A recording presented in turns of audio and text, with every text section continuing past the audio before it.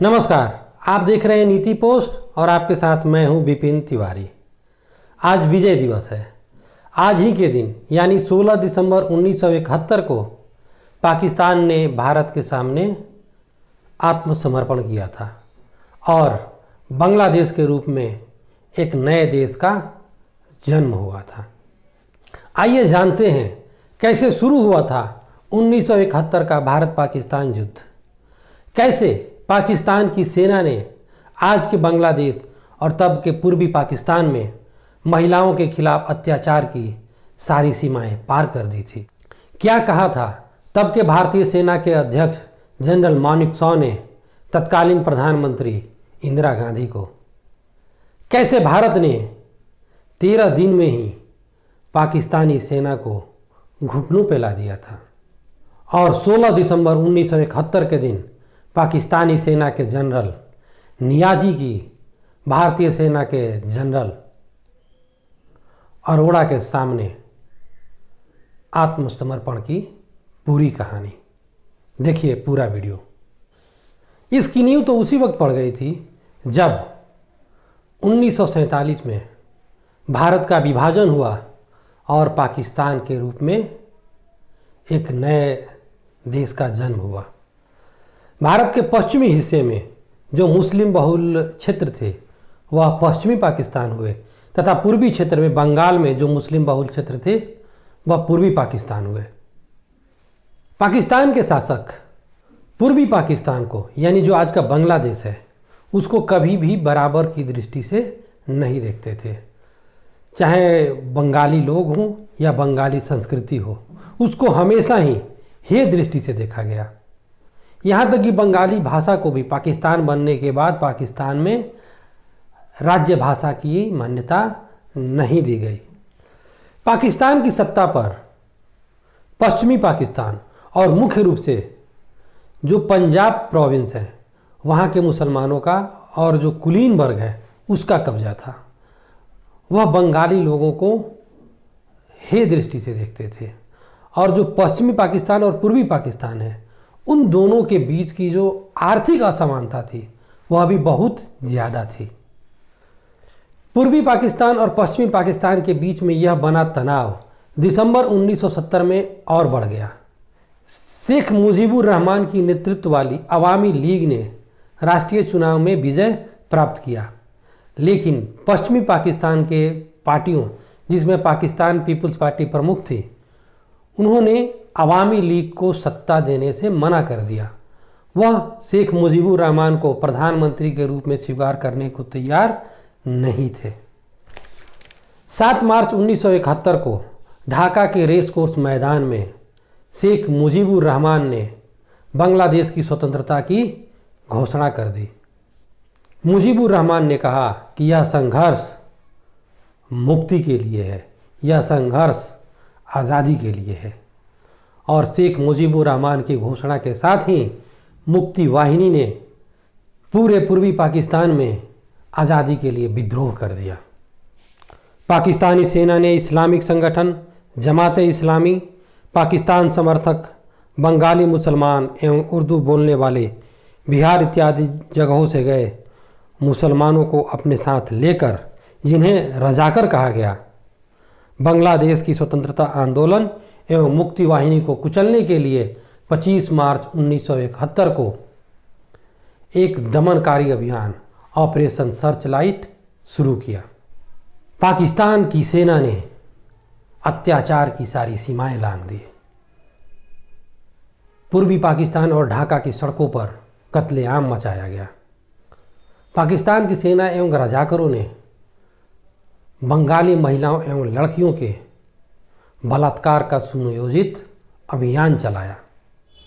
2016 में the Indian express में छपी एक लेख के अनुसार तब के पाकिस्तान के राष्ट्रपति एवं पाकिस्तानी सेना के अध्यक्ष याहिया खान ने बंगालियों को सच्चा मुसलमान यानी ट्रू मुस्लिम बनाने का आदेश दिया। याहिया खान ने पाकिस्तानी सेना को आदेश दिया कि पूर्वी पाकिस्तान में रह रहे हिंदू महिलाओं और बांग्लादेश की स्वतंत्रता की समर्थन कर रही मुस्लिम महिलाओं को गर्भवती करे ताकि एक शुद्ध पाकिस्तान की स्थापना की जा सके। इस आदेश का पालन करने के लिए पाकिस्तान की सेना ने अत्याचार की सारी सीमाएं लांघ दी। घरों से, स्कूलों से, सड़कों से, बेडरूम से, यहाँ तक कि शादी और सुहाग रात के बेड तक से महिलाओं और लड़कियों को पाकिस्तान सेना और उनके समर्थक रजाकारों द्वारा उठाया गया।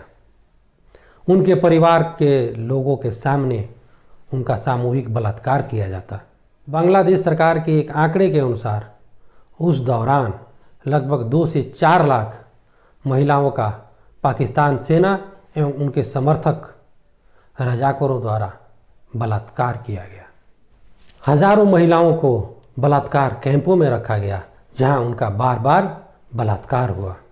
पत्रकार सुसान ब्राउन मिलर की किताब के अनुसार इन बलात्कार कैंपों में कुछ महिलाओं के साथ एक रात में 80 बार बलात्कार किया गया। हजारों की संख्या में महिलाएं गर्भवती हुई और ऐसे गर्भ से लगभग 25,000 बच्चों का जन्म हुआ। हजारों की संख्या में गर्भपात हुए तथा हजारों की संख्या में महिलाओं ने आत्महत्या कर ली।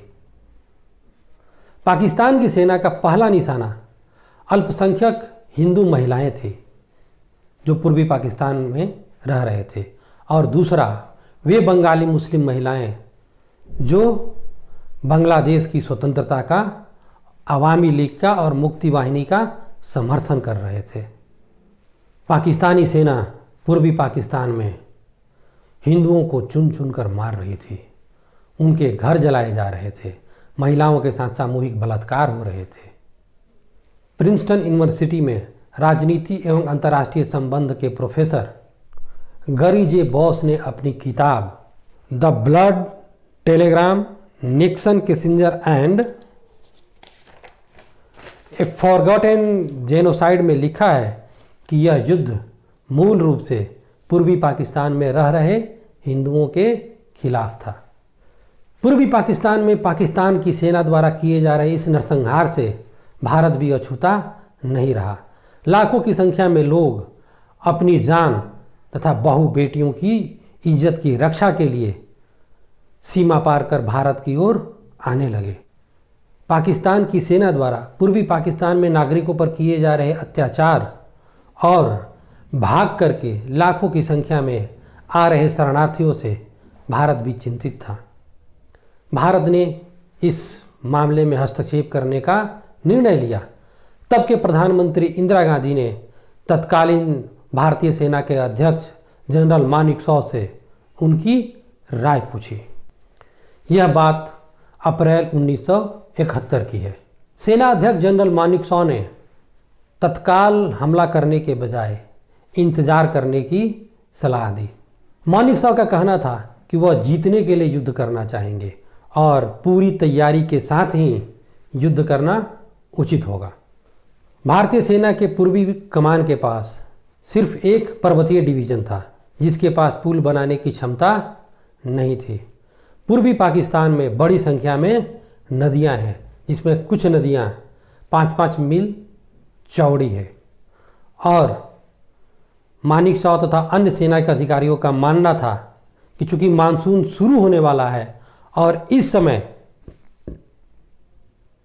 यदि भारतीय सेना पूर्वी पाकिस्तान के अंदर घुसती है तो वह वहाँ पर फंस करके रह जाएगी। प्रधानमंत्री इंदिरा गांधी ने जनरल मानेकशॉ की सलाह मान ली और मानसून के खत्म होने के इंतजार करने का निर्णय लिया गया। 3 दिसंबर 1971 को प्रधानमंत्री इंदिरा गांधी कलकत्ता में एक जनसभा को संबोधित कर रही थी। उसी दिन शाम को ठीक 5:40 पर पाकिस्तानी वायुसेना के लड़ाकू विमानों ने भारतीय सीमा को पार करके पठानकोट, श्रीनगर, अमृतसर, जोधपुर एवं आगरा के सैनिक ठिकानों पर बम गिराने शुरू कर दिए। दिल्ली पहुंच करके प्रधानमंत्री इंदिरा गांधी ने राष्ट्र को संबोधित किया तथा भारतीय सेना को पाकिस्तान की इस कार्रवाई का माकूल जवाब देने का आदेश दिया। प्रधानमंत्री इंदिरा गांधी का आदेश मिलते ही भारतीय सेना पूर्वी पाकिस्तान में घुस गई और जेसोर और खुलना पर कब्जा कर लिया और बढ़ते हुए पूर्वी पाकिस्तान की राजधानी ढाका पहुंच गई। भारतीय सेना को एक संदेश मिला कि 14 दिसंबर को सुबह 11 बजे ढाका के गवर्नर हाउस में पाकिस्तान के बड़े सैन्य अधिकारी एवं प्रशासनिक अधिकारी मिलने वाले हैं। इसके बाद उसी समय भारतीय वायुसेना के MiG-21 विमानों ने उस गवर्नर हाउस की मुख्य बिल्डिंग को उड़ा दिया। इससे डरे हुए गवर्नर मलिक वहां से भाग खड़े हुए और एयर रेड शेल्टर में शरण ली तथा वहीं से अपने पद से इस्तीफा दे दिया। और इसके साथ ही पूर्वी पाकिस्तान में पाकिस्तान का खेल खत्म हो गया था। ढाका के बाहर मीरपुर ब्रिज पर अपने जोंगा के बोट पर बैठे हुए मेजर जनरल गंधर्व नागरा ने पूर्वी पाकिस्तान में पाकिस्तानी सेना के प्रमुख जनरल नियाजी को एक नोट लिखा। प्रिय अब्दुल्ला, मैं यहीं पर हूँ, खेल खत्म हो चुका है। मैं सलाह देता हूँ कि तुम मुझे अपने आप को सौंप दो और मैं तुम्हारा ख्याल रखूँगा। पाकिस्तान पराजित हो चुका था। भारतीय सेना ढाका पहुँच चुकी थी। अब बाकी था तो सिर्फ जनरल नियाजी का भारतीय सेना के पूर्वी कमान के लेफ्टिनेंट जनरल अरोड़ा के सामने सरेंडर। इसके बारे में BBC को दिए एक साक्षात्कार में तब के पूर्वी कमान के स्टाफ ऑफिसर रहे मेजर जनरल JFR जैकब ने कहा था, मैं इसको अक्षरशः पढ़ रहा हूँ। 16 दिसंबर को मेरे पास मानिक शाह का फ़ोन आया कि जैकब ढाका जाकर आत्मसमर्पण करवाइए। मैं जब ढाका पहुँचा तो पाकिस्तानी सेना ने मुझे लेने के लिए एक ब्रिगेडियर को कार लेकर भेजा हुआ था। मुक्ति वाहिनी और पाकिस्तानी सेना के बीच लड़ाई जारी थी और गोलियां चलने की आवाज़ सुनी जा सकती थी। हम जैसे ही उस कार में आगे बढ़े, मुक्ति सैनिकों ने उस पर गोलियां चलाई। मैं उन्हें दोष नहीं दूंगा क्योंकि वह पाकिस्तान सेना की कार थी। मैं हाथ ऊपर उठाकर कार से नीचे कूद पड़ा। वह पाकिस्तानी ब्रिगेडियर को मारना चाहते थे। हम किसी तरह पाकिस्तानी सेना के मुख्यालय पहुंचे। जब मैंने नियाजी को आत्मसमर्पण का दस्तावेज पढ़कर सुनाया तो वह बोले, किसने कहा कि हम आत्मसमर्पण करने जा रहे हैं? आप यहाँ सिर्फ युद्ध विराम कराने आए हैं। यह बहस चलती रही। मैंने उन्हें एक कोने में बुलाया और कहा, हमने आपको बहुत अच्छा प्रस्ताव दिया है। इस पर हम वायरलेस से पिछले 3 दिनों से बात करते रहे हैं। हम इससे बेहतर पेशकश नहीं कर सकते। हम यह सुनिश्चित करेंगे कि अल्पसंख्यकों और आपके परिवार के साथ अच्छा सलूक किया जाए और आपके साथ भी एक सैनिक जैसा ही बर्ताव किया जाए। इस पर भी नियाजी नहीं माने। मैंने उनसे कहा, अगर आप आत्मसमर्पण करते हैं तो आपकी और आपके परिवार की सुरक्षा की जिम्मेदारी हमारी होगी, लेकिन अगर आप ऐसा नहीं करते तो जाहिर है हम कोई जिम्मेदारी नहीं ले सकते। जनरल नियाजी ने कोई जवाब नहीं दिया। मैंने उनसे कहा, मैं आपको जवाब देने के लिए 30 मिनट देता हूं। अगर आप इसको नहीं मानते तो मैं लड़ाई फिर से शुरू करने और ढाका पर बमबारी करने का आदेश दे दूंगा। यह कहकर मैं बाहर चला आया।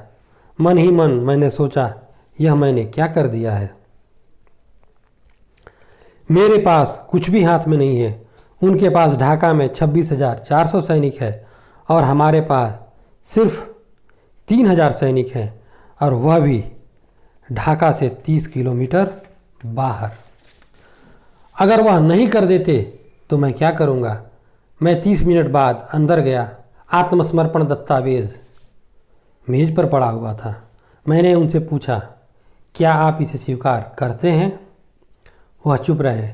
मैंने उनसे 3 बार यही सवाल पूछा। फिर मैंने वह कागज़ मेज से उठाया और कहा कि मैं यह मानकर चल रहा हूँ कि आप इसे स्वीकार करते हैं। यह थे भारतीय सेना के तब के मेजर जनरल JFR जैकब के शब्द।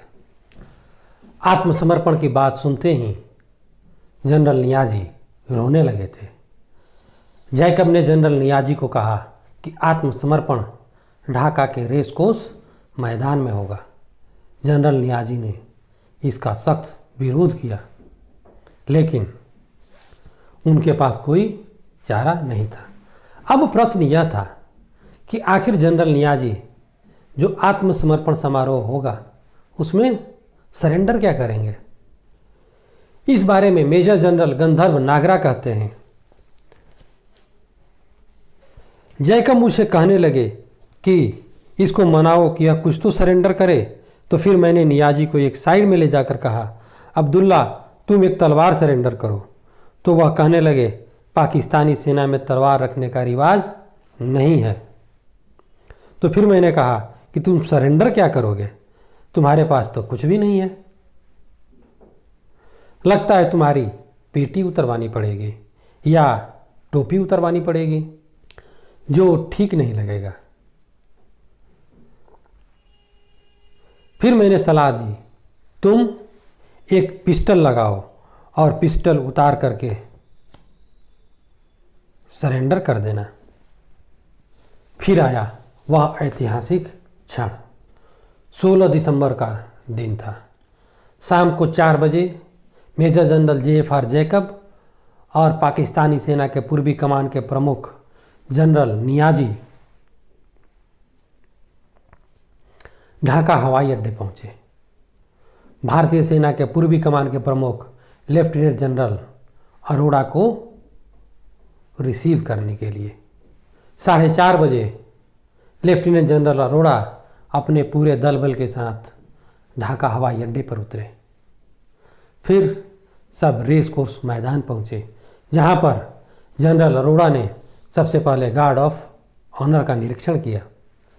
जनरल अरोड़ा और जनरल नियाज़ी दोनों एक मेज के सामने बैठे, जहां दोनों ने सरेंडर पेपर पर हस्ताक्षर किए और पूर्वी पाकिस्तान में पाकिस्तानी सेना के प्रमुख जनरल नियाज़ी ने अपनी रिवॉल्वर निकालकर पूर्वी कमान के भारतीय सेना के प्रमुख लेफ्टिनेंट जनरल अरोड़ा के हवाले कर दिया। नियाज़ी की आंखें एक बार फिर से नम हो गई। यह ऐतिहासिक पल था। यह भारत की अब तक की सबसे बड़ी विजय थी और पाकिस्तान की अब तक की सबसे बड़ी पराजय। पाकिस्तान का एक टुकड़ा पूर्वी पाकिस्तान अब उसके हाथ से जा चुका था। यह किसी भी सेना द्वारा किया गया अब तक का सबसे बड़ा सरेंडर था। जनरल नियाज़ी के साथ लगभग 90,000 सैनिकों ने सरेंडर किया।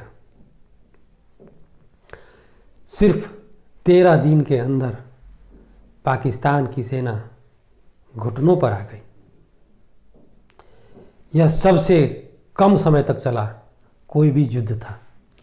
इस युद्ध में अलग अलग आंकड़ों के अनुसार लगभग 3 से 30 लाख लोग मारे गए। जिस वक्त जनरल नियाज़ी जनरल अरोड़ा के सामने आत्मसमर्पण कर रहे थे, ठीक उसी समय संसद भवन में प्रधानमंत्री इंदिरा गांधी अपने कार्यालय में एक इंटरव्यू दे रही थी। तभी उनके टेबल पर रखा लाल टेलीफोन बजा। प्रधानमंत्री इंदिरा गांधी ने सिर्फ 4 शब्द कहे, यस यस और थैंक यू। टेलीफोन के दूसरी तरफ भारतीय सेना के अध्यक्ष जनरल मानेकशॉ थे, जो बांग्लादेश में भारत की विजय की खबर दे रहे थे। प्रधानमंत्री इंदिरा गांधी ने इंटरव्यू से उठी और पत्रकार से माफ़ी मांगते हुए तेज कदमों के साथ लोकसभा की तरफ बढ़ी। अभूतपूर्व शोर शराबे के बीच प्रधानमंत्री इंदिरा गांधी ने लोकसभा में घोषणा की कि ढाका एक स्वतंत्र देश की स्वतंत्र राजधानी है। पूरी लोकसभा तालियों की गड़गड़ाहट और नारों से गूंज उठी। नमस्कार, यह था 1971 में पाकिस्तान पर भारत की विजय की कहानी। आप अपनी राय जरूर दीजिएगा। नमस्कार।